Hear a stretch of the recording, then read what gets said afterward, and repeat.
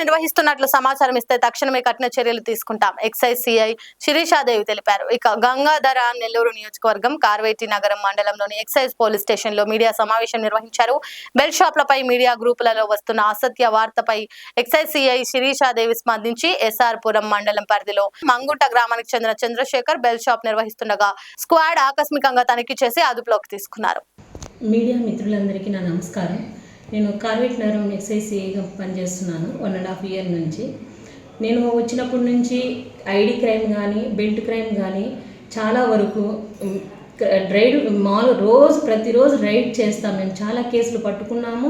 చాలా వరకు ID control మిగతాది అన్ని విషయాలు ఏ క్రైమ్ వదలకుండా అన్ని క్రైమ్స్ చేసుకుంటూ వెళ్తున్నాం. బెల్ట్ కేసులు కూడా నెల ఒక 5-6 కేసులు కంపల్సరీ ప్రతి చోట ఎక్కడన్నా మాకు కనపడిన చోట బుక్ చేస్తూనే ఉన్నాము. ఏదైనా మీకు బెల్ట్ గురించి కానీ వేరే ఇన్ఫర్మేషన్ ఉంటే కూడా ఎవరినైనా చెప్పండి అని చెప్తున్నాము. మా దృష్టికి వస్తే నేను ఖచ్చితంగా రైడ్ చేసి అక్కడ బెల్ట్ కేసులు పెడుతున్నాము.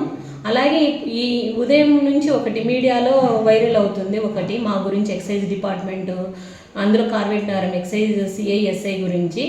అది చంద్రశేఖర్ రెడ్డి అని మాంగుంటలో 15వ తారీఖు స్క్వాడ్ వాళ్ళు అతన్ని పట్టుకొని వచ్చారు. బెల్ట్ కేసు పట్టుకొని వచ్చి అతని మీద కేసు బుక్ అయ్యింది. ఇప్పుడు అతని మీద కేసు రాసినారనే కోపంతో ఇప్పుడు మీడియా ముందరికి వచ్చి మాకేదో డబ్బులు ఇస్తున్నారు, నెల ఇస్తున్నాము, ఇదంతా అవాస్తవం అండి. ఇవన్నీ అబద్ధాలు.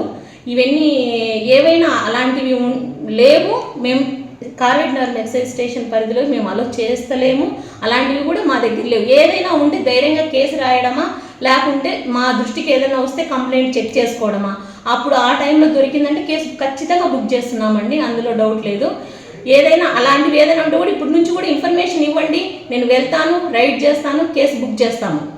మీరు ఇట్లా ఏదేదో మీడియా ముందర వేరే వాళ్ళు ఒకటి కోసమో మమ్మల్ని స్వార్థంగా యూజ్ చేసుకోవడం, డిపార్ట్మెంట్నే ఇన్ని బెల్ట్ ఉన్నాయి 200-300 నిరూపించండి. నేను వస్తాను రైడ్కి, నాతో పాటు మీరు కూడా రండి, వచ్చి అక్కడికి వచ్చి రైడ్ చేద్దాము.